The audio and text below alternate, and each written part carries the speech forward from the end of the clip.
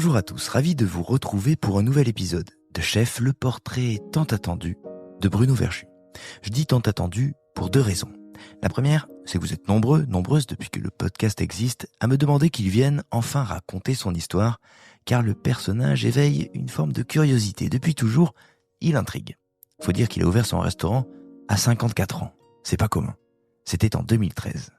2018, première étoile, 2022, deuxième étoile, et aujourd'hui, dans l'affluent classement des 50 meilleurs restaurants au monde, le 50 Best, il occupe la 3e place, tout simplement. 3e meilleur restaurant du monde pour table. Ouais, c'est le nom du restaurant que Bruno Verjus a ouvert il y a 12 ans, sans aucune expérience.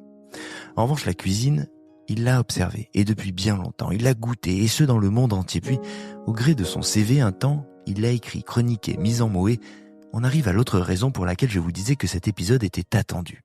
Une raison personnelle. Il y a un peu plus de 15 ans, je crois, j'ai découvert l'homme par ses mots.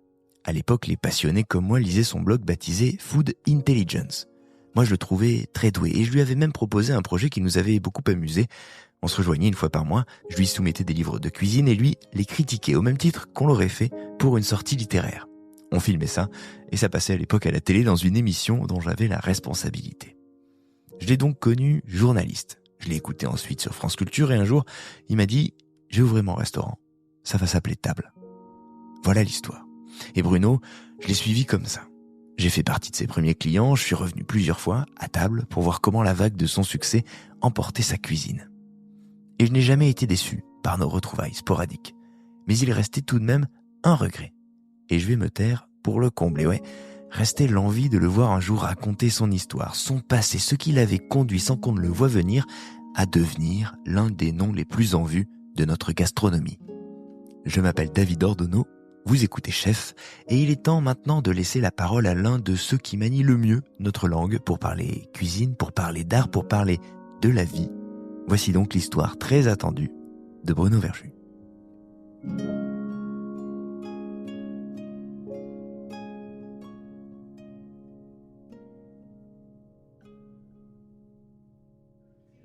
Ce qui est intéressant, c'est que tu sais jamais où ça démarre, en fait. C'est un peu comme quand tu écris un livre.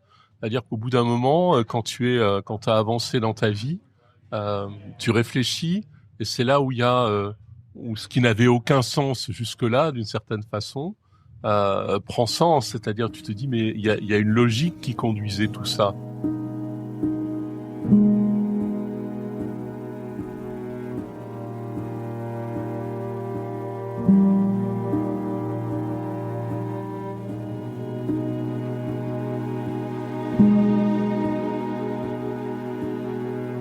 J'étais dans les années 60 à Roanne, où je passe ma vie beaucoup à Renaison, qui est 11 km de Roanne.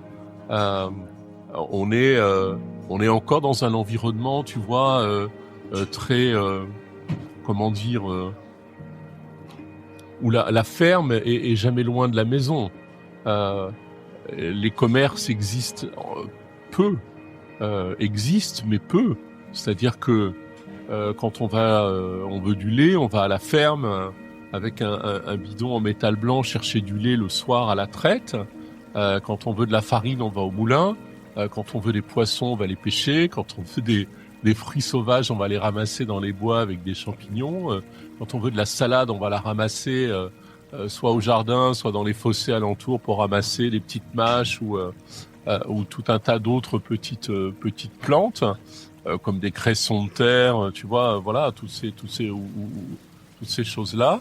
Et donc, tu passes ton enfance dans un environnement qui t'amuse beaucoup parce que c'est extrêmement sauvage, tu es extrêmement libre, il y a une liberté incroyable, à la fois dans la réalité, c'est-à-dire de pouvoir vivre en se baladant, et en même temps une collection que tu commences à constituer d'aventures imaginaires qui sont sans limite.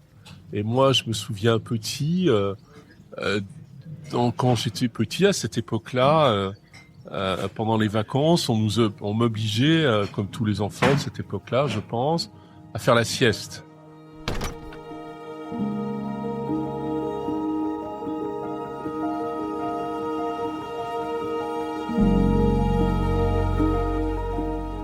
moi, j'avais pas envie de faire la sieste et donc je m'évadais discrètement. C'est une grande maison et je partais vivre des aventures dans la rivière.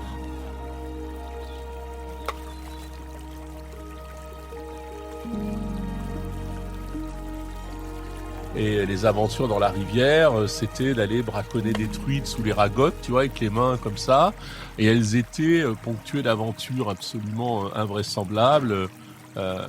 Une fois, j'avais attrapé un rat. Une fois, il y avait un serpent qui avait traversé. Et donc, là, ça sonnait le glas de toute aventure. Tu rentrais la frousse au corps, retournais vite dans ton lit et c'est faire la sieste pour de bon parce que tu avais eu trop peur et que c'était incroyable. Mais en même temps, c'était aussi une exaltation folle. Je me souviens petit aussi de m'être inventé comme un trappeur dans les vergers, dans les terrains alentours, et de mettre des collets pour attraper des lapins, avec cette excitation finalement de la chasse et de l'aventure. Et donc tout ça, quand tu grandis, que l'adolescence arrive, que tu quittes cette petite région, ton petit cocon d'aventure, où il y a rien de sauvage en réalité, tu vois, tout est quand même très domestiqué. Tu l'oublies. T'arrives dans la grande ville, tu fais des études, etc. Et donc tu pars bien loin de ça. Et puis à un moment, ça te revient, c'est-à-dire tu te dis, mais finalement, ce qui m'a constitué, c'est ça, c'est-à-dire cette capacité à observer et du coup avoir un rapport assez poétique au monde et être enthousiasmé par les paysages, d'autant que, comme tu as commencé à nourrir ce goût de l'observation, de la rêverie, tu as nourri aussi un goût intense pour la lecture. Et donc, à un moment, c'est vrai que j'ai arrêté de m'extraire de ces histoires de sieste ou de temps de repos pour m'y consacrer, mais à lire, parce que je vivais des aventures sans bouger, et c'était merveilleux. Quand je suis en train de passer mon bac,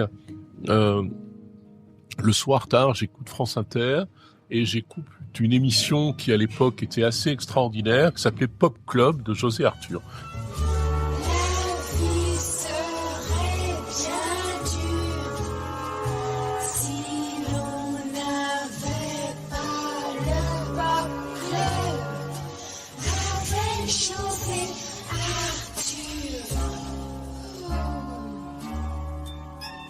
Et un jour, José Arthur, il dit « La France profonde commence à Montluçon et se termine à Roanne. » Et là, je me dis, tu vois, mais je le prends, tu vois, comme un choc absolu en me disant « Mais t'es pas au bon endroit, quoi. Tu vois, ça va pas aller. » Et donc, c'est aussi une des raisons qui me pousse à partir dans le monde, à découvrir autre chose en disant on n'est pas condamné. Je le sens comme une condamnation, tu vois, on n'est pas condamné par là où on est né. On peut, alors malheureusement si, globalement, parce que je vois ça détermine beaucoup de choses. De tous mes amis de l'époque, de lycée, tu vois, il y en a peut-être 2-3 qui se sont échappés, mais tous les autres sont restés. Donc ça nécessite aussi d'avoir le courage de l'aventure. Et peut-être que j'ai eu ce courage de l'aventure par ces aventures que je vivais petit et où finalement j'agrandissais l'horizon, c'est-à-dire j'étais dans l'action et dans l'horizon de l'aventure, mais je considérais qu'il était bien plus grand que celui qui était à ma disposition, et que les lectures m'avaient ouvert aussi cette possibilité d'imaginer, d'aller voir un peu au-delà, de l'autre côté, sans avoir peur, sans dire mais je vais pas y arriver. Et donc ça a conduit ma vie. C'est-à-dire que jamais je me suis posé la question au préalable, avant de prendre une décision, et si j'y arrivais pas.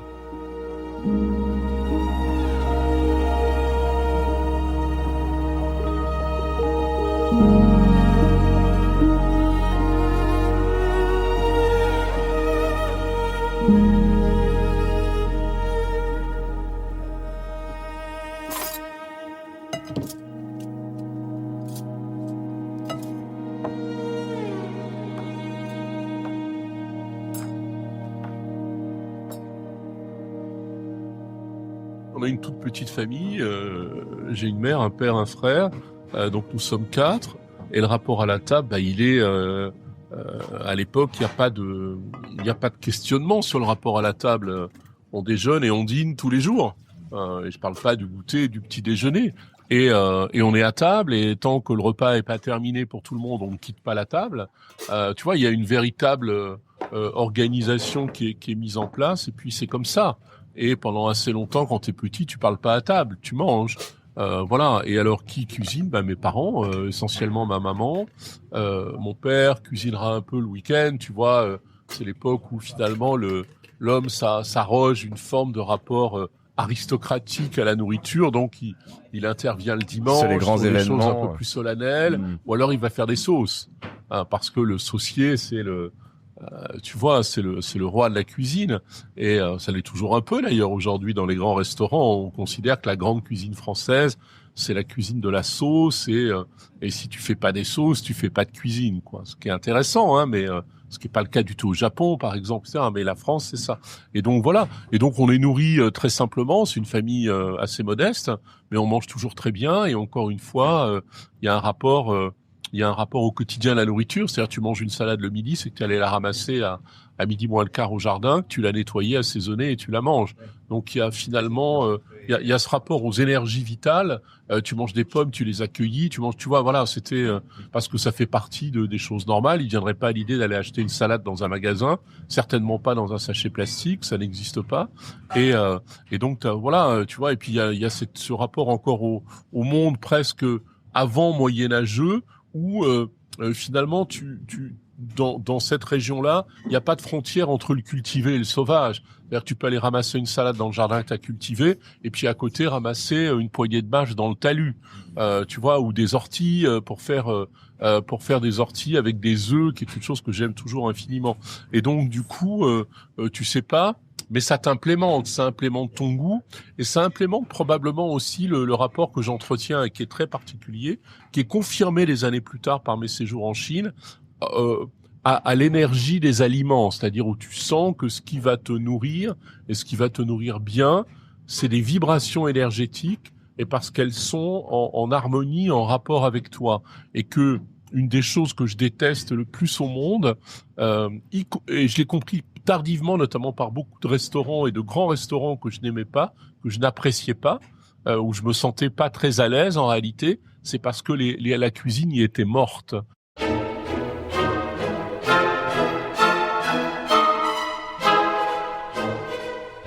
Et donc j'ai gardé ce rapport au vivant très important, et probablement, même de façon absolue, c'est dû à cette expérience dans ma toute petite enfance, où je n'ai été nourri que de ça. Ouais, du rapport direct au produit. Oui, donc t'as à la fois tu te constitues une bibliothèque de goût. C'est-à-dire quand tu goûtes quelque chose, tu sais si c'est bon mais pas bon en termes de saveur, en termes de ce que t'apprécies ou de préparation, mais si c'est bon en termes de respect du vivant et des énergies, ou si c'est un produit mort.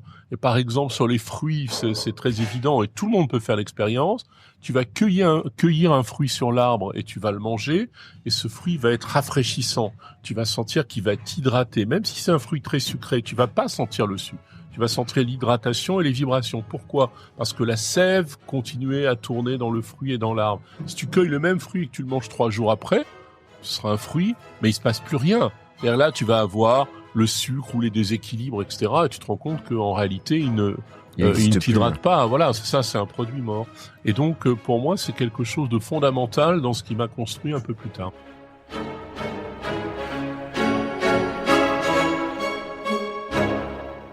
Comment on emporte tout ça et vers où on va? Parce qu'à l'adolescence, quand on change parfois d'environnement, par les études ou par ce qu'on doit faire, le chemin qu'on poursuit, le rapport à l'environnement change un petit peu. Toi, tu vas aller vers où après, quand tu quittes justement ce paysage? Moi, quand je quitte cet endroit, je vais à Lyon, je fais médecine à Lyon, et tu manges mal, mais tu t'en fous. Tu manges à la cantine ou tu manges au Crous, tu vois, donc c'est pas... encore aujourd'hui, je suis pas sûr que ce soit ceux qui aient la plus haute réputation en matière de qualité de cuisine et du vivant. Donc tu manges mort. Après, je suis en Californie, tu manges encore plus mal. Mais attends, mais qu'est-ce qui te donne envie d'aller en médecine, et qu'est-ce que tu vas faire? Je vais en médecine parce que j'ai pas le choix. Parce que mes parents m'obligent à aller en médecine, tu vois. C'est le Graal. Tu vois, genre, voilà, c'est le Graal, absolument, et voilà. Moi, j'y crois peu, c'est pas trop mon truc. En même temps, je suis assez content d'être libre et d'être à Lyon. Mais encore une fois, je commence déjà à être dans ces espèces de facettes de moi-même. Et donc, pendant que je fais médecine, je fais aussi de la photographie. Et j'adore ça. Et puis du coup, je commence à faire un peu plus de photos. J'ai la chance de collaborer un moment avec l'agence Gamma, l'agence de presse. Donc, je fais quelques reportages qui me conduisent aussi aux États-Unis. Et c'est comme ça que je découvre les États-Unis et que je vais aussi en Californie. Et donc, je m'évade.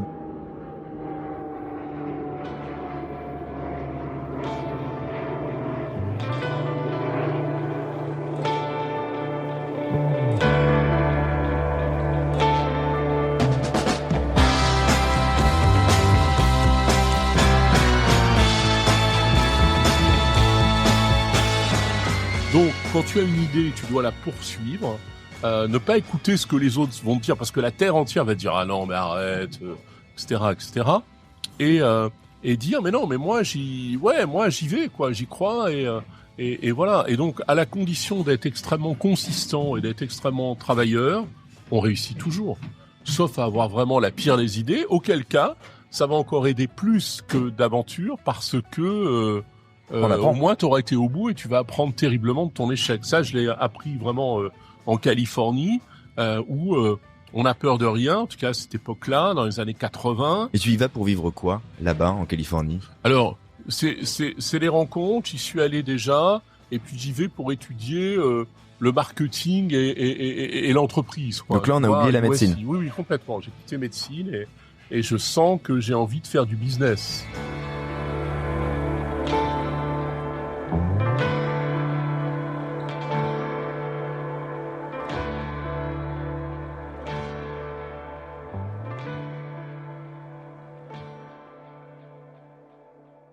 Et à l'occasion d'ailleurs de ça, je fais un voyage à Taïwan, parce qu'à l'époque, une boîte où je faisais un stage produisait des éléments à Taïwan. La Chine n'existait pas encore vraiment, hein. Et Taïwan, Taichung en fait, pas Taipei, là, une ville qui est au milieu de Taïwan, était déjà à l'époque la ville de la tech. Elle l'est encore aujourd'hui, hein, ce qui est fou, hein, tu vois, on est en 2025. Et donc, je vais là-bas et je vais à Taipei. À Taipei, je décide d'aller, comme tu vas au musée, le musée de Taipei étant d'ailleurs extraordinaire, mais comme tu vas au musée, je vais au World Trade Center de Taipei, je me balade, et là j'ai une forme de révélation, je me dis mais tout va se passer là, quoi, tu vois, tout va se passer là.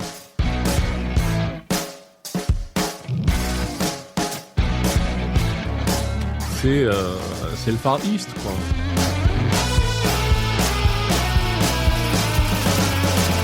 Et quelques années après, c'est à partir de 88, la Chine s'ouvre au développement prioritaire, la zone sud-est, et moi je suis là.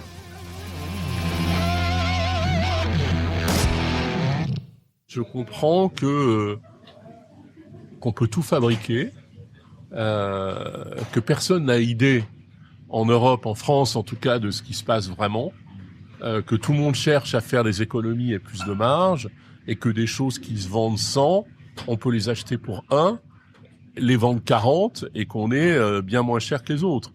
Et donc, je commence effectivement à trader des choses paramédicales, du packaging, des goodies, enfin un peu tout ce que me demandent les grands groupes. Et c'est comme ça que je me retrouve à passer 18 ans de ma vie entre la France, le reste du monde, et puis beaucoup la Chine. Puisque tout ce qui était à Taïwan a migré dans un premier temps à Hong Kong côté nouveau territoire, et puis a franchi la frontière au fur et à mesure où le business s'ouvrait. Et là, je vis une aventure extraordinaire, c'est-à-dire qu'elle est à la fois une aventure d'homme d'affaires, une aventure extraordinaire de voir aussi des villes qui n'existaient pas se construire, où on va tout inventer, tout fabriquer, où on travaille jour et nuit pour construire des routes, des places, des immeubles, des hôtels, des buildings, des usines, etc., etc. Et donc cette région-là devient l'usine du monde. Donc c'est tout à fait passionnant de le vivre. Et là aussi, je me retrouve à nouveau plongé dans des aventures incroyables, comme dans ma petite enfance, et des aventures gastronomiques incroyables aussi, parce que la cuisine chinoise, en tout cas cantonaise, est une cuisine de l'instant, c'est-à-dire où le vivant prévaut sur tout. Tu vas au restaurant, tu choisis un poisson dans un aquarium où tout est vivant, quoi. C'est même, y compris à cette époque-là, avec des abominations parce qu'il y a des gens qui commencent à être très riches et qu'on veut leur offrir des fantasmes alimentaires. Et les Chinois sur l'alimentaire ont des fantasmes au-delà de toute limite.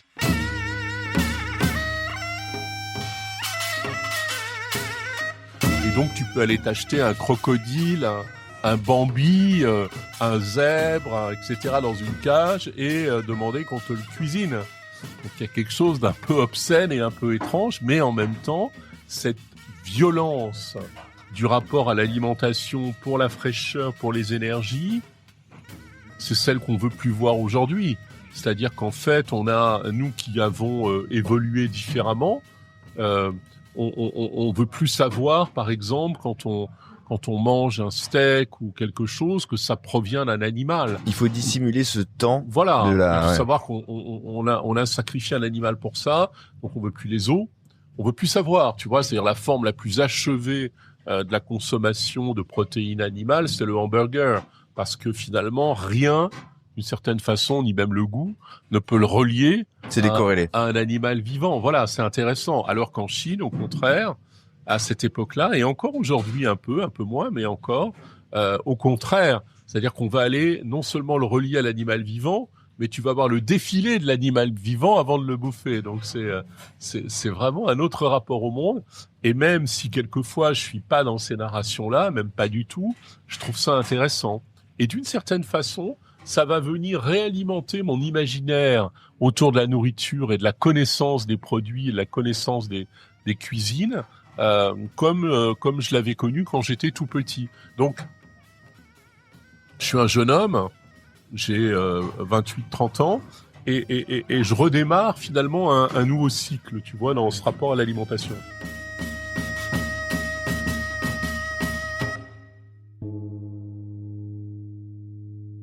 Qu'est-ce qui t'anime dans cette vie-là? Tu parles de 18 ans passés. En 18 ans, ton quotidien, c'est quoi? Tu parles d'une forme de business, donc tu es en gros un intermédiaire entre deux régions du monde et tu travailles dans cette marge-là. C'est exaltant. Mon métier, c'est prendre des contrats de fabrication, de les placer, de les faire fabriquer, de les livrer. Voilà.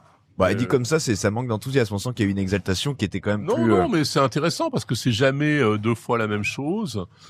C'est compliqué parce que tu dois assurer la maîtrise complète de l'opération de A à Z et c'est toi qui es responsable financièrement. Donc c'est plus compliqué que faire un placement en banque, tu vois, parce que c'est toi qui gères ton cours et ton niveau de résultat. Donc c'est tout à fait passionnant. On gagne beaucoup d'argent. On s'amuse, on voyage tout le temps. Je fais le tour du monde en permanence, j'ai des clients partout. C'est une vie exaltante. C'est une vie à l'époque qu'aujourd'hui je n'accepterai plus, mais qui à l'époque me ravit pour un petit gars de Rouen, je te signale.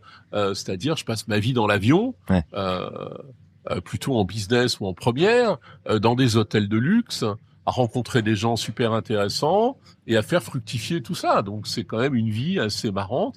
Et à passer son temps à aller manger dans les meilleurs restaurants un peu partout dans le monde. Alors en Chine, il y a une culture de la nourriture qui est un peu comme en France, mais exacerbée.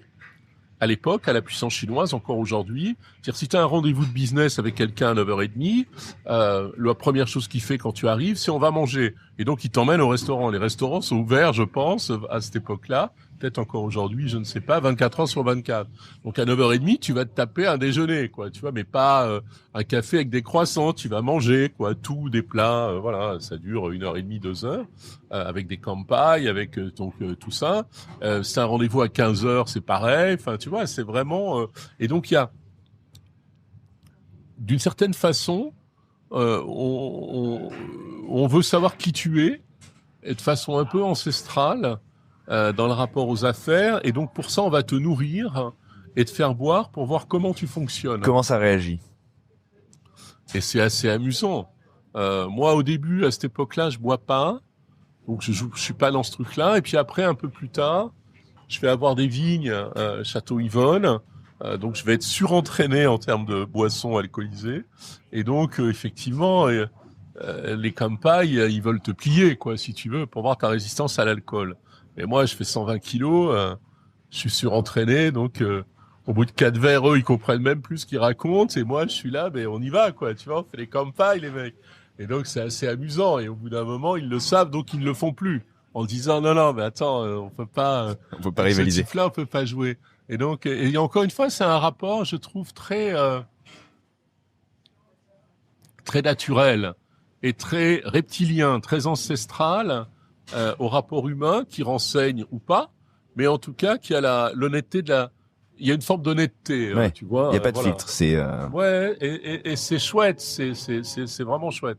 comment on sort de cette période, comment on sort de cette exaltation, vers où tu vas aller après, comment tu décides de mettre fin à cette époque-là, qui va durer quand même. Quand tu parles de 18 ans. Oui, tu sors, je crois que j'arrête quand j'ai 43 ans, un truc comme ça. Tu sors, t'es lessivé. Ouais. Alors, je veux plus prendre l'avion, je fais les refus d'obstacles, tu vois, je dois prendre un avion, j'y vais pas. T'as plus envie, t'es mort, t'es rincé, tu vois. Cette vie...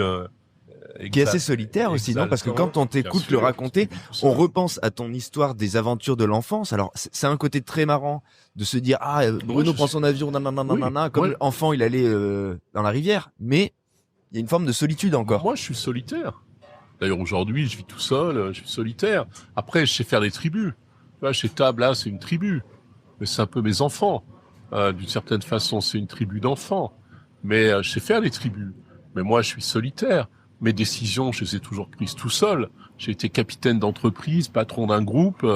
Des décisions, t'en prends 60 par jour et t'es tout seul, à la fois dans la décision et dans la responsabilité de la décision et dans le fait que t'es face à tes décisions. Ce que je disais tout à l'heure, c'est-à-dire ces micro-choix conduisent dans un sens ou dans l'autre. Et au bout d'un moment, c'est un peu ça. C'est une très bonne question parce que tu dis comment on en sort? On en sort parce qu'à un moment, on a l'impression que le fardeau est trop lourd, que t'en as marre de porter la vie de tout le monde, de milliers de personnes qui dépendent de toi, tu vois, et que t'as envie de plus avoir d'agenda. D'ailleurs, aujourd'hui, je déteste les rendez-vous. Tu vois, j'essaie de n'avoir jamais de rendez-vous parce que c'est quelque chose que je n'aime pas. Ma liberté avant tout. Et donc, tu te sens essoré, quoi. T'as l'impression que tu ne sers qu'à faire vivre d'autres personnes, qu'à les tenir par la main, les porter, et que toi, personne te portera jamais. Donc, tu as ce rapport à la solitude, à la difficulté d'être, tout simplement, de dire, mais moi, qu'est-ce que je fais avec moi-même? Et donc, quand j'arrête de bosser pendant 4 ans, quasiment, je fais rien. Je lis. On dit toujours, tu sais, quand j'aurai le temps, je m'arrête, puis j'irai les livres que j'ai pas eu le temps de lire. Bon. Moi, je l'ai fait. C'est-à-dire, j'ai passé 4 ans à lire comme si c'était un métier, c'est-à-dire 8 heures par jour. Alors, à lire quoi? À lire essentiellement du classique. Tu vois, à lire tout ce que tu liras pas et que tu devrais lire. Donc, tu lis Victor Hugo, Balzac, Proust, Mallarmé, tu vois, Yankelevitch. Enfin, vraiment, tu vois, plein de choses complètement inattendues et qui, d'une certaine façon, vont commencer un peu à te sculpter l'esprit.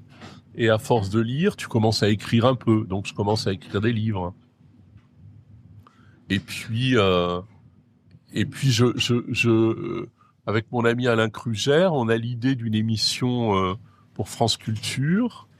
On nous envoie bouler. Et puis finalement, on nous rappelle en disant, mais tiens, est-ce que vous voudriez pas, dans le cadre au lieu de faire des rediffs cet été, comme on fait toujours, on s'est dit, tiens, peut-être on pourrait enregistrez-nous une 20aine d'émissions pour l'été. Ce qu'on fait en 2 semaines. Et puis l'émission plaît et le président de Culture à l'époque nous appelle en disant, vous voulez quoi sur la grille de rentrée? Vous voulez être où et quand? Et donc l'émission qui s'appelle On ne parle pas la bouche pleine, avec mon cher Alain Krugère, elle va durer 9 ans au total, et moi je vais la faire pendant 4 ans. Et puis au bout de 4 ans, c'est pareil, je me sens un peu... c'est bien, quoi, mais moi j'ai toujours été du côté du faire plutôt que du côté du dire. Et je me dis, mais moi j'ai envie de faire. Et donc les valeurs que je promeus, les histoires que je raconte, le rapport que j'entretiens avec nos invités, je pense qu'il pourrait être bien plus pertinent si je nourrissais. Alors, je peux pas te laisser complètement. Je peux voilà. pas te laisser complètement dire ça parce que tu opposes le dire au faire. Or, en l'occurrence, et en ce qui nous concerne tous les deux, moi je t'ai connu pour ce que tu disais et ce que tu écrivais. Et il y a une époque quand même de ta vie sur laquelle on doit revenir et qui est connue, je pense, de ceux qui nous écoutent. C'est cette époque où nous, passionnés de gastronomie, on te découvre par le mot et la plume, par un Food blog à Intelligence. l'époque qui s'appelle Food Intelligence, Ouais, qui est à l'époque un rendez-vous pour nous tous qui aimons justement, comme on peut l'avoir trouvé aussi quelque part avec François Simon, les quelques rares qui mettent en mots la nourriture et l'expérience de la nourriture différemment. Et à ce moment-là, t'en fais partie. Et ce blog, c'est un rendez-vous pour tous les passionnés. Donc à un moment, t'as quand même décidé de mettre en mots cette passion. Oui, alors et alors c'est d'autant plus intéressant ce que tu dis que je l'ai commencé quand j'étais encore chef d'entreprise en fait. Hein. Je pense que on était une toute petite poignée à avoir l'idée de faire ce truc bizarre qui est un blog. On est dans les années 2008-2010, je crois. Ouais, Moi, je me souviens, je le lisais. Avant 2005. Ah, 2003, 2004 même, je pense. Oui, vraiment au tout début. Et ça s'appelle Food Intelligence et effectivement, voilà, je donne un peu mon témoignage de quelqu'un qui aime les autres, qui aime manger, qui aime les restaurants. J'ai le parti pris de ne parler que de ce qui m'intéresse et pas d'être un food critique, tu vois. Ce que j'ai jamais compris d'ailleurs comme métier d'être un critique food, pour moi c'est un non-sens. Et donc pourquoi c'est un non-sens? Parce que c'est un non-sens, parce qu'encore une fois c'est un point de vue. Même si tu es journaliste, c'est un point de vue, c'est-à-dire que tu as soit une ligne éditoriale, soit oui, souvent la plupart des food critiques, ils ont la ligne éditoriale de leur journal ou leur propre rapport eux-mêmes à la consommation et au rapport avec les restaurants. Et donc c'est très pipé. Oui, c'est pas pipé, mais je veux dire le verre est dans le fruit et c'est pas grave. C'est normal, je veux dire tout voilà. Mais pour moi, tout ce qui tient de la vie, à partir du moment où ça tient obligatoirement à un moment de la vie, mérite que du coup on promeuve plutôt le sens que la vie, que les coups de dents, que voilà, c'est ça, tu vois. Et d'ailleurs, tu parlais de François Simon, et je trouve que François aujourd'hui avec ses petites vidéos qu'il fait sur Instagram, il a trouvé une narration, un style qui est extrêmement intéressant, qui produit du sens, qui donne lui dit la nourriture est un sentiment, donc je pense qu'on est vraiment au cœur de ça, mais il ne peut pas s'empêcher à la fin de retrouver les travers de la sentence, du critique et de la sentence en disant y retournerai-je, et on s'en fout.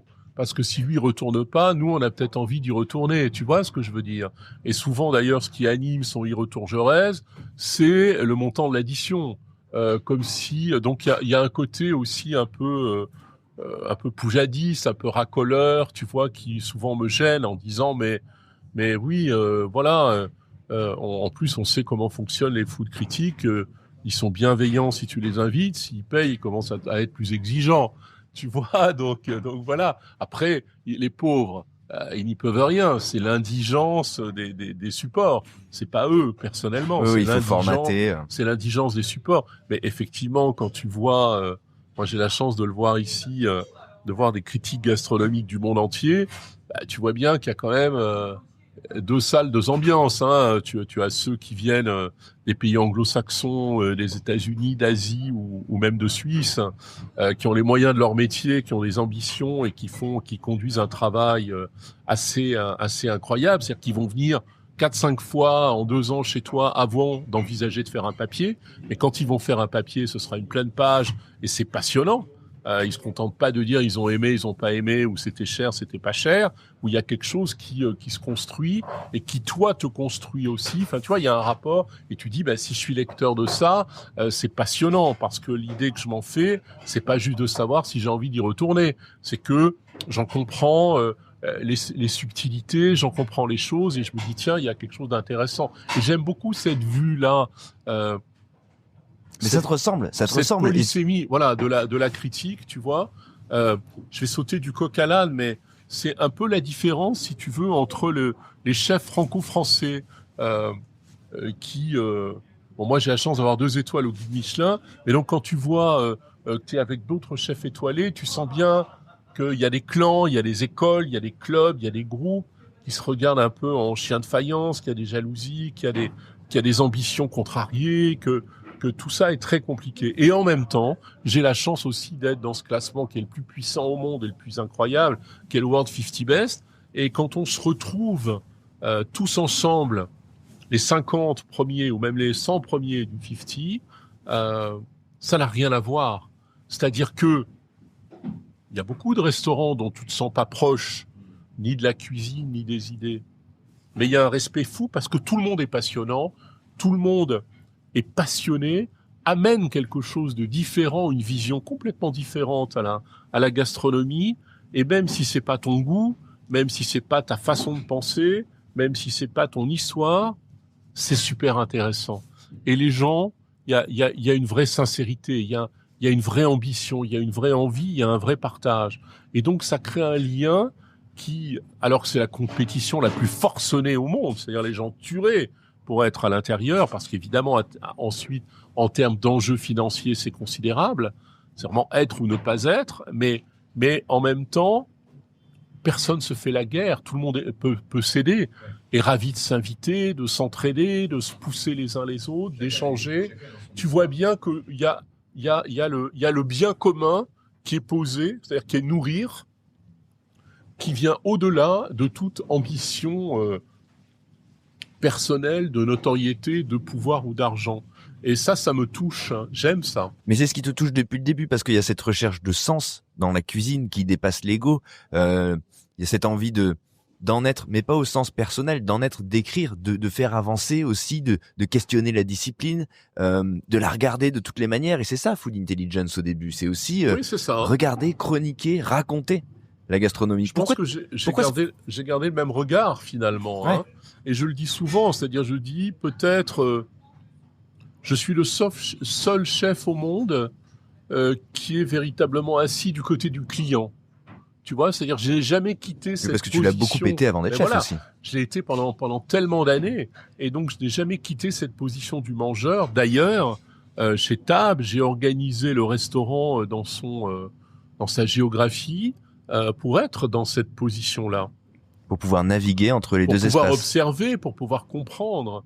Et il y a 8 mois, tu vois, j'ai à peu près quitté mes cuisines, c'est-à-dire que je suis plus dans le rôtissage, dans les cuissons, etc. Parce que j'ai une équipe extraordinaire et qui sont, je leur ai tout appris. Donc aujourd'hui, ils ont grandi, ils sont bien meilleurs que moi. Et puis ils ont l'âge de le faire aussi, tu vois, voilà. Et donc j'ai repris cette position d'observateur. Et je pense que j'ai jamais fait autant évoluer la cuisine de table que depuis l'époque où j'ai su me mettre en recul.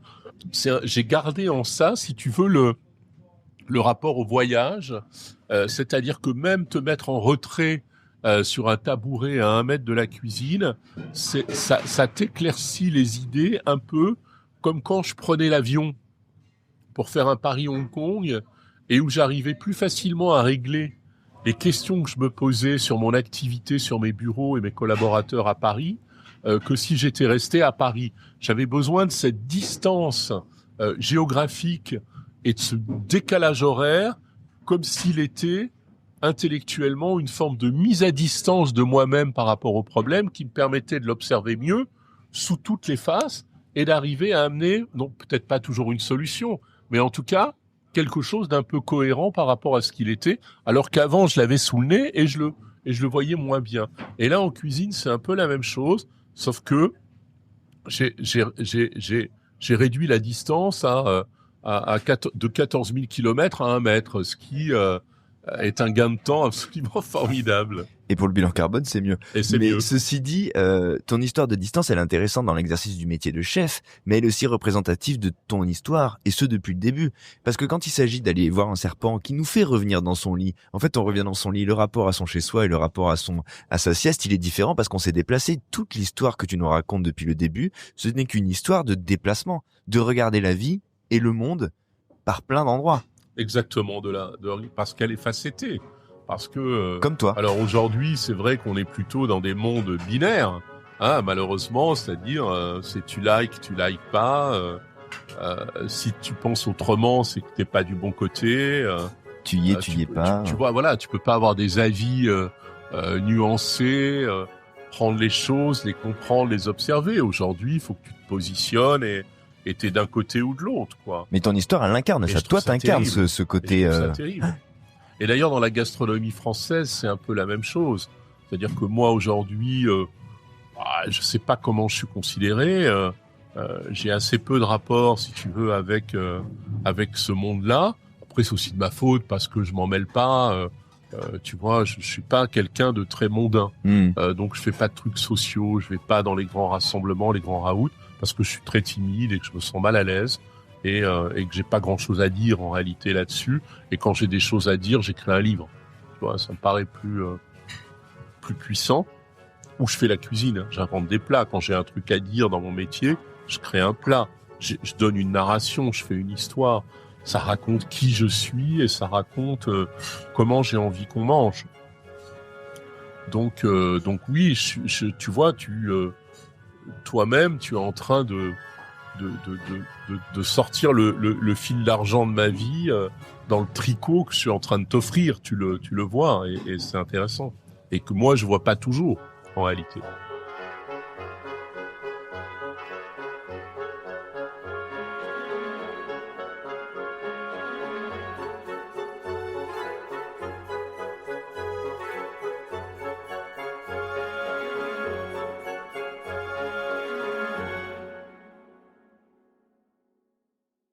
Comment tu décides à un moment quand t'as fait quasiment une vingtaine d'années dans l'entrepreneuriat pur, on se parle de business pur, on se parle de faire de l'argent, on se parle de faire des marges, on est loin d'une poésie ou d'une sensualité. Toi, t'es capable de la trouver certainement là-dedans si tu tires le fil, mais on est loin de la poésie de la cuisine. Qu'est-ce qui fait qu'à un moment tu te dis, je vais commencer par écrire et je vais commencer par saisir cette discipline-là? Alors on sent que t'as toujours été observateur, mais ce qui me conduit depuis toujours, tout de même. Tu vois, même quand j'étais à Roanne au lycée, j'étais proche de gens de théâtre, j'étais proche de peintres, d'artistes, sans comprendre que c'était finalement la fibre. une fibre profonde. Et après, ce qui m'a nourri tout au long de ma vie, quand j'ai commencé à gagner ma vie un petit peu, le premier truc que j'ai acheté, c'est pas un canapé ou un frigo, c'est un tableau. Bon, c'est un peu bizarre. Ça faisait marrer d'ailleurs les gens de dire mais il y a rien chez toi, il y a juste un tableau. Bah oui, j'avais pas les moyens d'acheter un canapé après avoir acheté un tableau cher, mais c'était ma vie. C'était plus que tout. C'était c'était justement ma mise à distance du monde et mes évasions je pouvais être assis par terre et regarder le tableau, c'était plus confortable que d'être assis dans un canapé et regarder le vide, tu vois. Donc c'était vraiment c'était toute ma vie. Et donc ma vie a toujours été conduite par la lecture, par le théâtre, par l'opéra, par la musique. Enfin, je veux dire, tu vois, c'est mon aliment principal, hein, vraiment. Et c'est quelque chose qui mais pas dans l'obsession non plus, mais dans une réalité quotidienne, comme une hygiène de vie. Tu vois, j'ai besoin de ça. Et moi, je pense que je fais partie de ceux qui croient profondément que le plus bel achievement de l'humanité, c'est l'art, et que sans l'art, on ne saurait vivre. Je pense qu'on se serait tous déjà exterminés consciencieusement. Et l'art est la salvation ultime de la vie. Et pour moi, la nourriture telle que je la pratique en fait aussi partie avec un bénéfice. Et c'est pour ça que j'ai voulu faire ce qu'on appelle du fine dining, c'est-à-dire de la haute gastronomie, qui est que quand on fait de la haute gastronomie, on se doit de bien nourrir, c'est-à-dire de faire du bien au corps et à l'âme pour la partie artistique, pour les voyages que tu proposes, pour les transpositions, les translations et les évasions, tu vois. Donc voilà, donc on y revient. Justement, et il faut qu'on en arrive à table, mais il y a eu cette époque de voir, de dire, d'écrire, et tu le disais, ce moment où tu t'es dit, maintenant il faut faire. Moi, je me souviens de ce moment. Je me souviens même d'un déjeuner qu'on a fait à cette époque et où tu nous disais, je me rappelle très bien de ce moment, on était chez Racine, je crois, rue de l'Arbre Sec, à l'époque, je me souviens de ce déjeuner, tu dis maintenant j'ouvrirai un restaurant et ça va s'appeler Table. Et je crois que j'ai trouvé l'endroit. Et cet endroit, on y est aujourd'hui. Il a eu une vie incroyable. Donc à un moment, tu t'es dit, j'y vais. Et pour tous les gens qui nous écoutent et qui savent certainement cette histoire, c'est pas rien de se dire, j'y vais, pardonne-moi, mais à un âge où beaucoup se diraient, en fait non.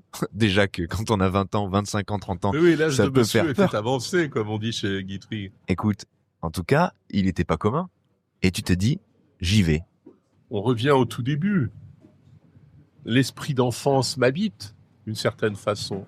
Et l'esprit d'enfance, il m'a donné le goût de l'aventure et le fait de ne plus avoir peur.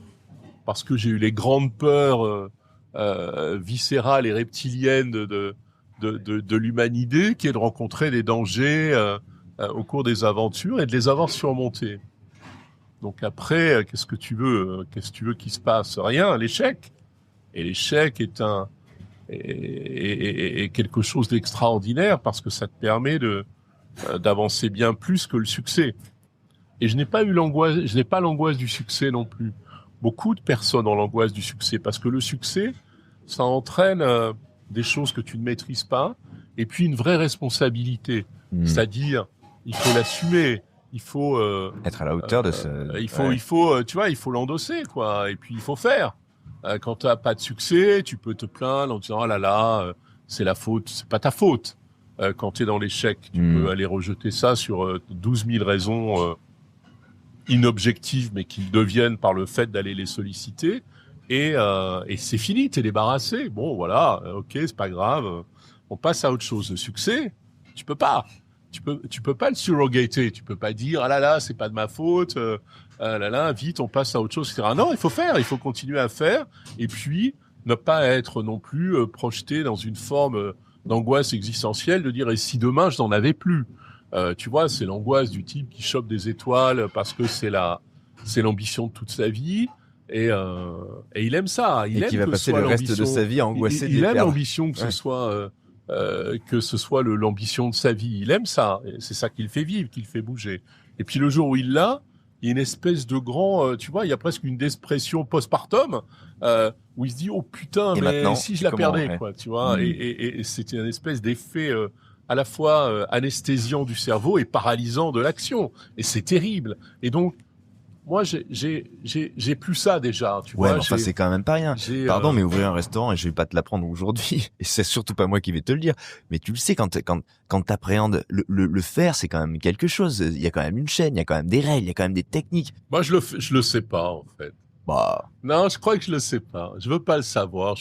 Et alors, comment tu démarres? Enfin, c'est un truc quand même. Une version un peu qui m'honore, je dirais que c'est mon esprit d'enfance. Une qui m'honorerait moins et qui est probablement plus proche de la vérité, c'est un déni complet de réalité. Ouais. Tu vois, de dire bon, voilà, écoute, je fais un restaurant, c'est cool. En fait, c'est tout sauf cool. D'abord, il faut que j'apprenne à devenir cuisinier. Parce que faire à manger pour des copains à la maison qui sont évidemment plein de bienveillance avec ta cuisine parce que tu les invites et que c'est un bon moment à passer. C'est autre chose. Recevoir des clients qui vont payer l'addition, c'est pas pareil. Et puis, ce que je ne sais pas, mais là je le sais vraiment pas, c'est que tu apprends 2 métiers en même temps. Dans mon cas, c'est-à-dire j'apprends le métier de chef, chef avec moi-même d'ailleurs, parce qu'au début je suis tout seul, tu te souviens, avec un commis, et même pas des fois quelqu'un pour nettoyer la vaisselle et une personne au service, ou des fois pas. Et en même temps, j'apprends le métier de restaurateur, c'est-à-dire quelqu'un qui gère un restaurant et qui doit faire face à tout un tas de problèmes. Moi, je me souviens, la première des grandes difficultés quand tu fais un restaurant, c'est quand tu fais un dîner à la maison, tu reçois des amis ou ta famille, tu fais tes petites entrées, 1 ou 2, t'envoies ton plat, t'envoies je sais pas quoi, t'envoies ton dessert ou tes 2 desserts, puis voilà. Quand t'as un restaurant, tout le monde n'arrive pas en même temps. Donc à un moment, il y en a, ils sont au dessert, d'autres, il faut faire les entrées. Et pour toi, c'est impossible mentalement, parce que ta narration, tu l'as déjà avancée par rapport à ce que tu as créé, et donc c'est très compliqué de revenir au point zéro, tu vois, c'est très compliqué. Et puis, dans le même temps, à un moment, on va venir te voir en te disant chef, il y a un client qui est enfermé dans les toilettes, il n'arrive pas à sortir. Et là, ta bulle éclate parce que tu es obligé de te mettre dans une bulle de création, de faire bien, etc. Et là, c'est quelqu'un qui arrive avec une épingle et qui te fait péter ton petit ballon là. Et d'un seul coup, bam, tu te retrouves comme ça. Et tu dis, ah merde, voilà, et hop. Et il faut aller désincarcérer quelqu'un dans les toilettes, quoi. Et où les toilettes sont bouchées. Enfin, c'est toujours des trucs horribles, tu vois. C'est jamais un truc cool. Chef, il y a un client, il est trop heureux, il voudrait vous parler. Non, c'est toujours un truc pratique, chiant, voilà. Et ou chef, il y a un mec qui est en train de voler la terrasse à l'extérieur, tu vois, ça c'est déjà arrivé aussi. Excusez-moi. Ici où les gens se barrent avec la table et les chaises dehors. Et donc tu dis mais waouh, mais non, mais laissez-moi, moi je suis bien, je suis en train de faire la cuisine, c'est magnifique. Et c'est ça. Et j'ai mis 3 ans à apprendre. Je suis assez lent, tu sais. Donc tu disais tout à l'heure, j'ai commencé tard. Oui, j'avais 54 ans. Je suis lent.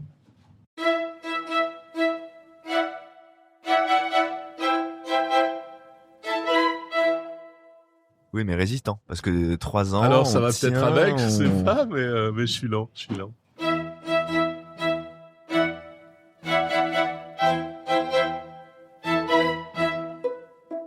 En fait, tu avances vers rien, c'est-à-dire que moi, j'ai jamais été tu continues ton chemin. Obsédé par les awards ou tu vois ou les distinctions ou les récompenses. Je pense qu'on ne peut pas faire la cuisine de façon intelligente et qui produise du sens si on le fait comme un sportif de haut niveau qui veut des médailles. Il y en a plein, hein. Il y en a qui marchent. Il y en a plein. Et qui les décrochent, ces médailles. Bien sûr. Mais et moi, j'ai pas ce tempérament-là, tu vois. Je suis pas. Moi, je suis un winner. J'aime gagner. J'aime réussir. Ce que j'apprécie avant tout, ce que j'ai fait plusieurs fois dans ma vie, c'est avoir une idée, la porter jusqu'au bout et l'avoir réussi et fleurir. Et j'adore ça. C'est la plus grande des satisfactions, je trouve. Quelque chose qui naît dans ta tête, tu lui donnes une réalité et tu la portes au pinacle. C'est magnifique. C'est un accomplissement personnel incroyable et en même temps une grande humilité. C'est-à-dire que c'est pas pour faire le malin, c'est voilà. Et je pense que ça te fait des fondations aussi, c'est important. Mais les médailles, souvent, elles consacrent cette idée. Alors les médailles peuvent les consacrer, mais elles n'ont pas été la quête. La quête, c'est d'aller au bout, d'aller le plus loin possible. Et avec Table, c'est un peu la même chose, c'est-à-dire que j'avais dans la tête ce que j'avais envie de voir dans mes assiettes. Je pense que j'ai mis 5-6 ans à y arriver, à mettre à peu près dans l'assiette ce que j'avais dans la tête. C'est un peu comme un musicien. Il m'est arrivé de discuter avec des très très grands musiciens et ils te disent mais ce qu'il faut arriver à faire, c'est faire que la musique que tu as dans la tête, comment tu as compris une partition, ce que tu veux jouer, ce que tu as dans la tête, c'est ce que les gens vont écouter. C'est-à-dire que le médium, hein, l'instrument devient transparent dans l'histoire, c'est-à-dire n'est plus un obstacle, n'est plus rien, parce qu'il permet, c'est juste finalement un médium qui permet d'entendre la musique que tu as dans la tête. Et moi, j'ai mis 7 ans à peu près pour faire la même chose avec mon instrument qui est la cuisine. C'est-à-dire que traduire la pensée. Ce que j'imagine sur un plat, sur un produit, sur une narration, c'est exactement ce que tu manges. Et j'ai réussi à le faire aussi dans mes écrits. Donc c'est important. Je vais te dire pourquoi après. Si tu lis par exemple L'Art de nourrir, et tout le temps les gens me disent ça, c'est dingue parce qu'on mange exactement, ceux qui l'ont lu avant de venir manger chez moi, on mange exactement ce que vous avez écrit. Et je trouve ça très beau parce que du coup tu te dis voilà, on est en parfaite phase avec tout ça. Et donc c'est ça qui me conduit. Après voilà, les distinctions arrivent. Et encore une fois, je mets du temps. Donc 7 ans arrivé à peu près à ça, c'est le moment où on gagne la première étoile. Et puis après il y a le Covid, les épisodes Covid, etc. Et là, je fais une pause. À ce moment-là, je sens qu'il va y avoir le 2e lockdown pour les restaurants. Et je m'échappe en Grèce, que je connais peu. Je vais dans le Magne, qui est un endroit assez reculé, à l'abri du tourisme. Et je passe 2 mois dans le Magne, tranquillement, où il n'y a pas le Covid. Enfin, il y a le Covid, mais tout le monde s'en fout. Tu es au bord de la mer, il n'y a personne pour te surveiller. Tu peux prendre un petit café sur le port, aller ramasser des choses sauvages, des asperges sauvages au printemps, avoir des beaux poissons, etc. Et vivre avec les chats sauvages et dans la mer globalement. Et puis je rentre à Paris au mois de mai pour le lancement de mon livre, justement l'art de nourrir, où je fais un mois de médias. Enfin, je suis très consistant sur ce boulot-là parce que j'ai rien à faire d'autre. Donc c'est un parfait timing.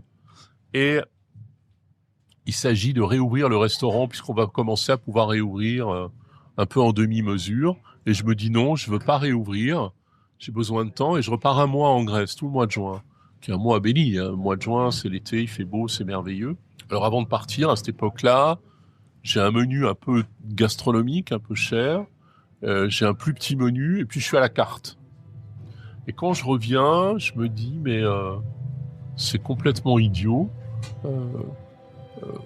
Tu veux apporter quelque chose de différent dans l'histoire de la cuisine au XXIe siècle. Tu veux aller vraiment dans la haute gastronomie, dans le fine dining. Il faut le faire. J'ai une étoile à l'époque. Il faut le faire. Et donc et puis tu dois faire fleurir encore plus tes équipes. Et donc ce que tu vas leur donner en temps possible pour eux, c'est ce qu'ils vont te ramener aussi pour toi et pour tes clients. Donc il faut changer complètement la vision de la haute cuisine. Notre responsabilité, puisqu'on est cher, c'est justement d'avoir ce rapport au social dans le restaurant comme une entreprise que j'aurais pu diriger avant, c'est-à-dire ce qu'on appelle aux États-Unis le wellness, c'est-à-dire que ton travail ne soit pas une punition, mais te fasse du bien et te fasse grandir dans la vie, et que tout ça soit intimement lié. Et donc, je décide de fermer un jour de plus, donc de donner samedi, dimanche, lundi, 3 jours de week-end par semaine, de donner 7 semaines de congés payés par an, alors que l'obligation c'est 5, mais j'en prends 2 pour moi. Et je double mes prix à peu près, c'est-à-dire mon menu passe à 400 €. Il n'y a plus qu'un seul menu, le même.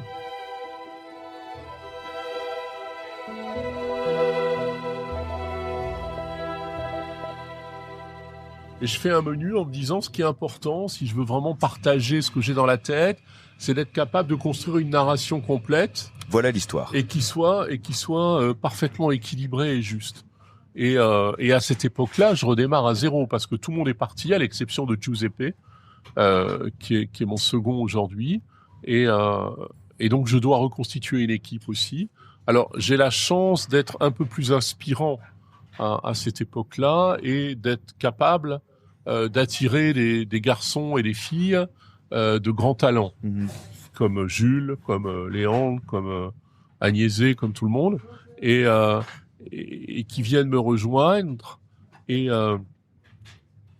puis on démarre, quoi, tu vois, mais on démarre comme si on redémarrait à zéro. Et comment c'est pris? Parce que c'est un geste, c'est pas alors je me dis c'est facile parce que finalement là, c'est peut-être aussi mon expérience de chef d'entreprise.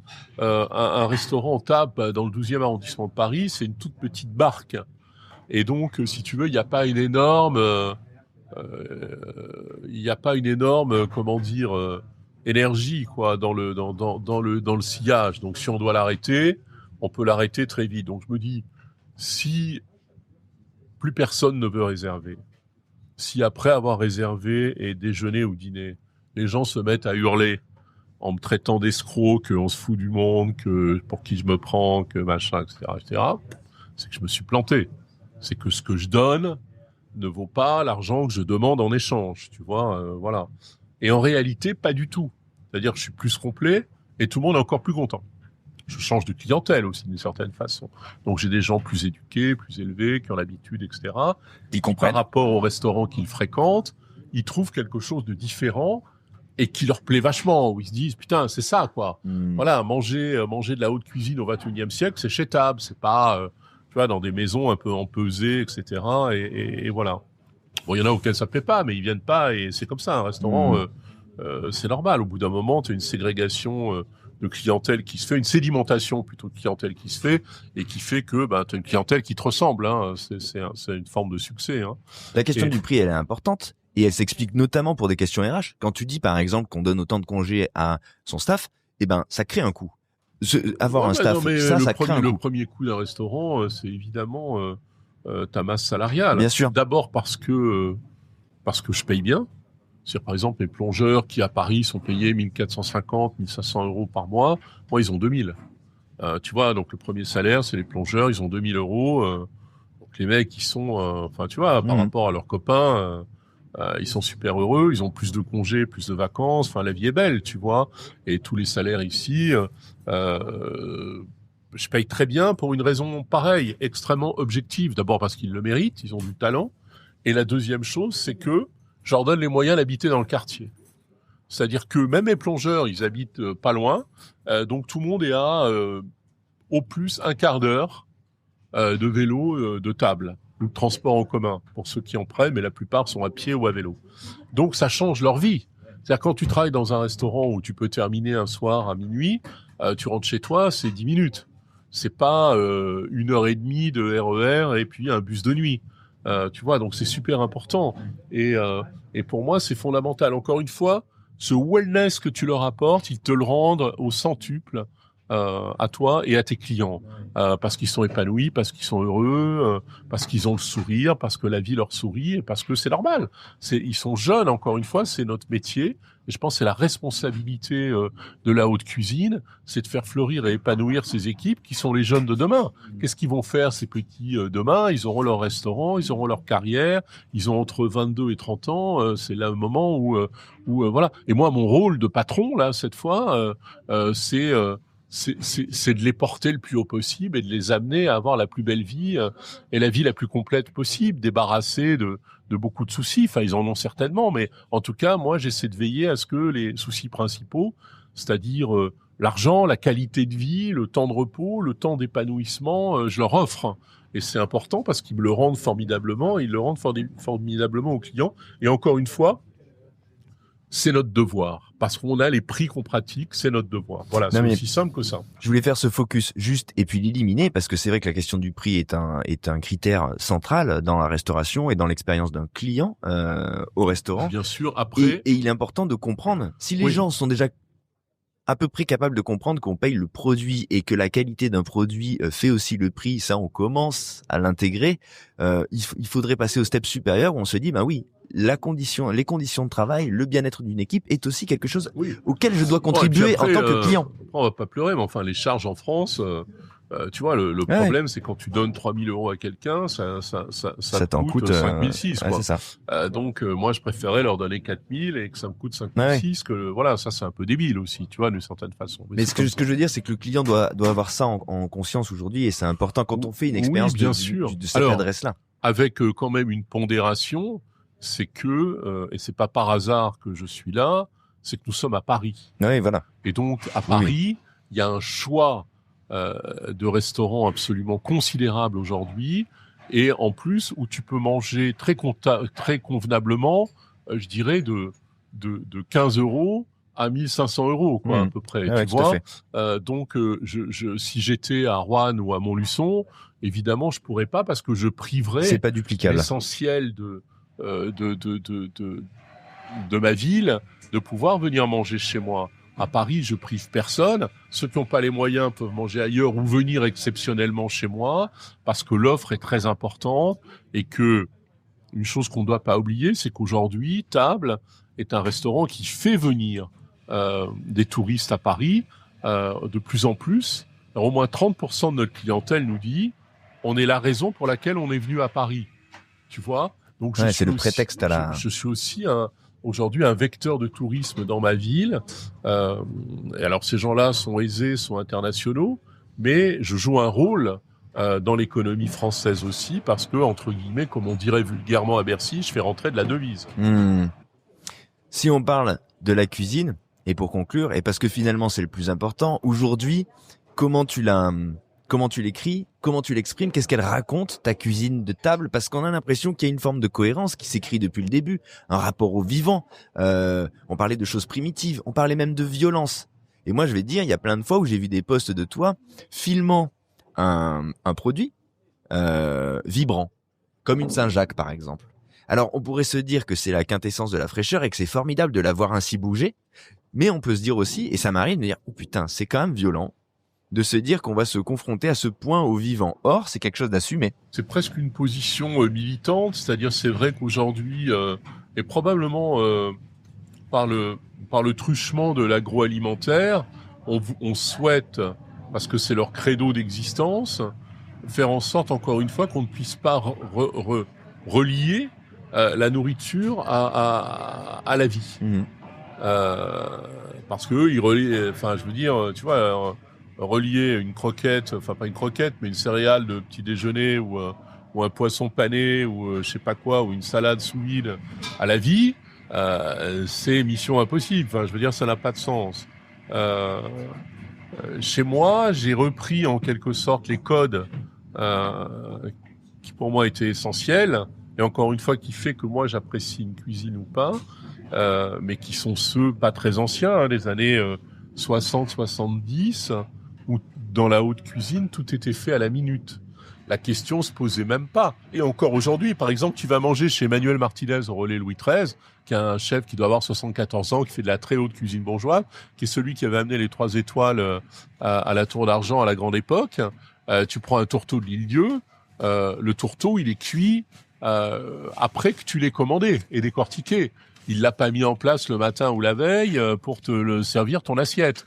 Donc tu vois, il y a ce rapport qui est intimement lié à la très belle cuisine et qu'on a après modifié sous prétexte que les clients étaient pressés, qu'il fallait tout préparer.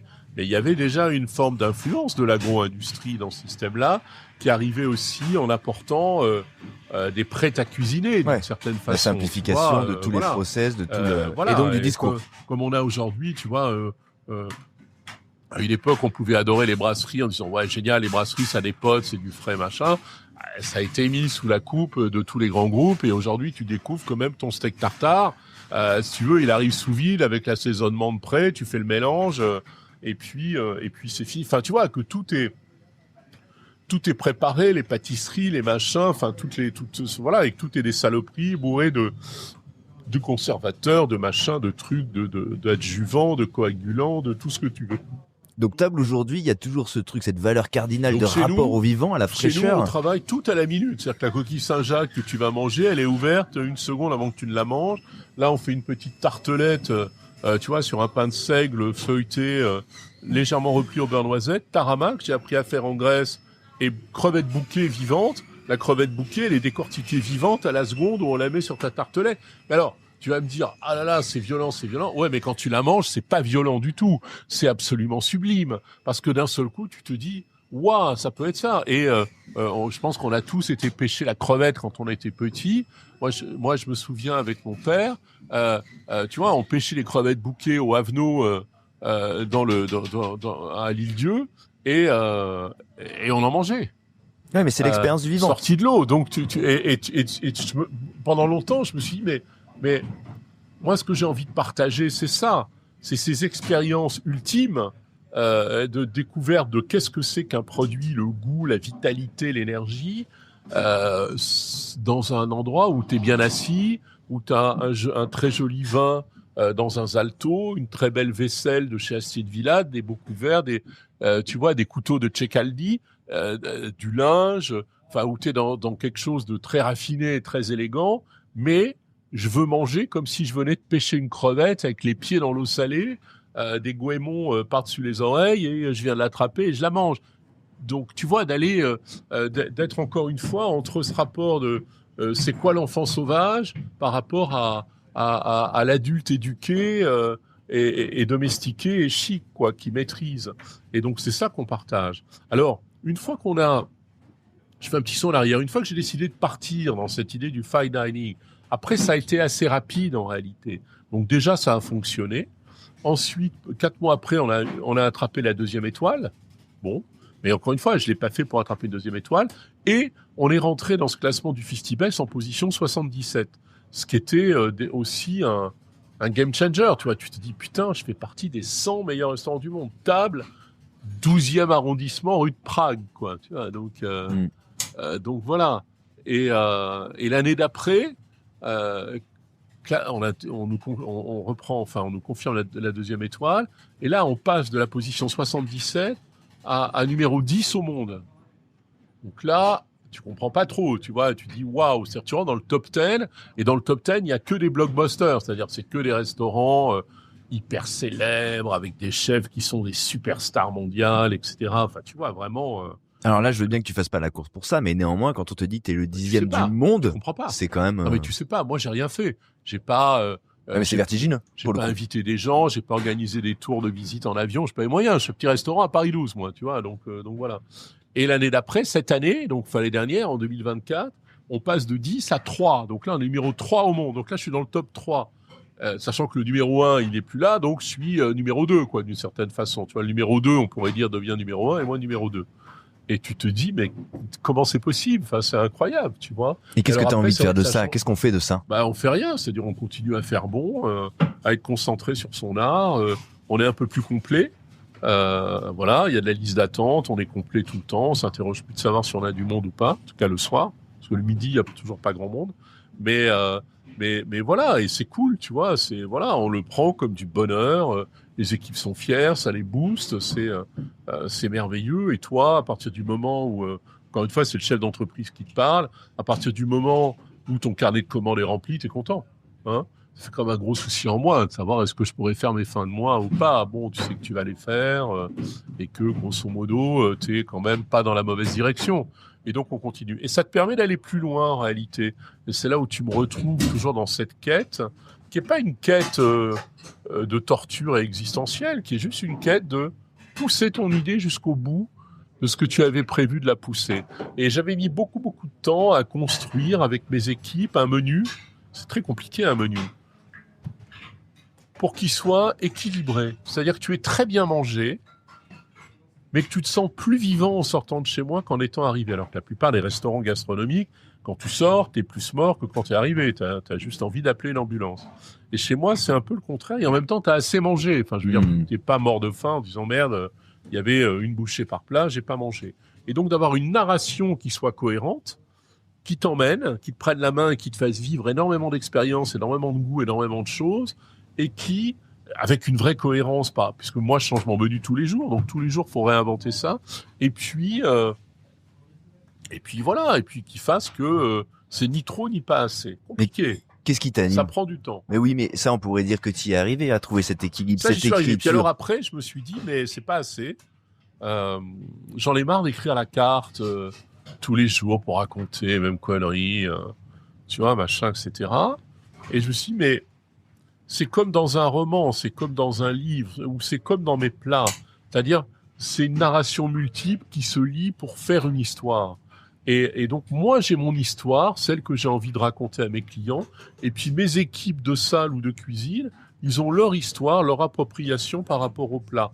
Donc, c'est la narration qu'ils doivent apporter à table, qui peut être développée ou pas en fonction du client. C'est-à-dire qu'on n'impose pas une narration ou un storytelling qui prend 3 heures en disant « et plongez bien la cuillère jusqu'au bout », etc., toutes les choses qu'on déteste. Mais en fonction de la réceptivité du client et qu'est-ce qu'il a envie de connaître, de savoir raconter les choses telles qu'elles sont. Et moi, d'écrire une carte qui serait un peu la carte ultime, c'est-à-dire où je raconte tout sans rien vraiment raconter de la réalité de ce que tu manges, puisque c'est pas mon travail, c'est le travail de mon équipe du restaurant. Et donc là, pour les vacances d'hiver, je me suis aussi, on a pris 3 semaines, je me suis complètement isolé une semaine, je suis resté à Paris et je l'ai écrite. Donc c'est une forme de codex, parce que avec ça, ils peuvent transposer tous mes plats à leur façon s'ils ont besoin, et ça restera dans ma narration et dans ma pensée. Ouais, il y a un ADN de table. Voilà, et donc c'était un travail considérable que j'avais envie de faire, mais que je n'avais jamais réussi à faire, et que là j'ai réussi à faire, et j'en suis très heureux, parce que pour moi, tu vois, maintenant, ça y est, la boucle est bouclée. Je suis allé au bout de ce que je peux faire dans cette histoire table. Il y a une géographie de table définie. Voilà, et je suis allé tout au bout de ma pensée. Alors, ça veut pas dire que je suis allé au bout de rien, mais en tout cas de ce que moi j'étais capable de faire par rapport à ce projet, je l'ai achivé. Bon, voilà. Et donc demain? Et demain, ça va venir. Mais alors quoi? Qu'est-ce qu'on va écrire du coup? Mais demain on continue. Je veux dire, les équipes sont là. Maintenant, tu vois, je leur donne aussi la main pour qu'ils puissent apporter de plus en plus de choses. Moi, je suis là, je les aide, et puis voilà. Je pense que maintenant, on a le droit aussi un peu tu vois, de se laisser porter un peu par la vague et de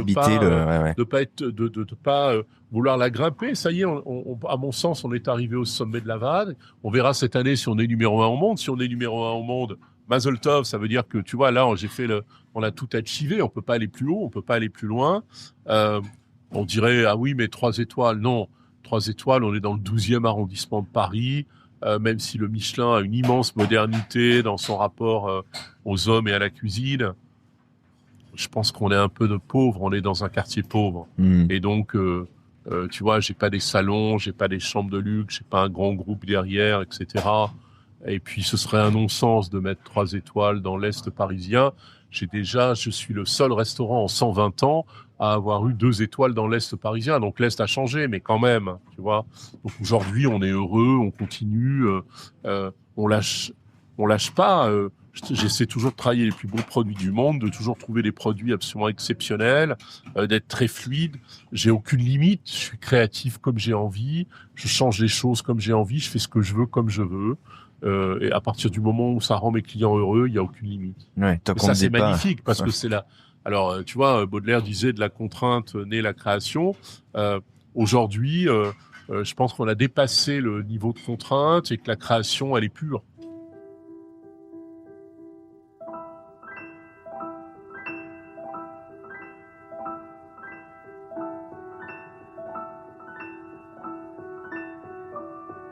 Et d'une certaine façon, je pense faire partie de ceux qui auront participé à créer la belle cuisine du 21e siècle. C'est-à-dire de débarrasser de toutes les scories, prenant toujours dans le passé ce qui fait sens. C'est-à-dire dans chacun de mes plats, il y a systématiquement une citation à la belle cuisine française bourgeoise. Parce que pour moi, c'est ça. Une citation. Qu'on voit ou qu'on ne voit pas, peu importe. Une sorte de fondation. Comme quand t'écris, avec les guillemets. Et je pense que c'est ça, être moderne. C'est d'être capable de dire, comme moi, petit enfant de Renaison, j'ai jamais quitté mes racines, mais j'ai pu aller au bout du monde et faire des choses complètement différentes. Et dans la cuisine, c'est la même chose. C'est-à-dire, j'amène une cuisine du 21e siècle, on invente des plats, des sauces, des associations, des combinaisons, mais on sait d'où ça vient. Et tu vois, et ça, c'est super important. Ouais. Il y a ce patrimoine et aujourd'hui, il y a la liberté. Il y a personne pour te dire d'aller à la sieste. Sans avoir à rendre de compte, simplement le compte que l'on rend, c'est notre honnêteté, notre joie et l'amour qu'on porte. Et ce désir irrépressible de nourrir, qui emporte tout.